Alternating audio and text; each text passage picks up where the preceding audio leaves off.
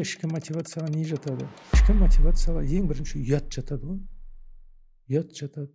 Ішкі мотивацияға борыш жатады. Мысалы, мен мына мұғалімдік кәсіпті қызмет деп емес, борыш деп қабылдаса. Мысалы, 2,5 мың жыл бұрын Сократ айтқан ғой, барлық кәсіптерді адам өзі таңдайды. 3-ақ кәсіпті Алла таңдайды дейді. Ол қазы, судья, сот, дәрігер және мұғалім.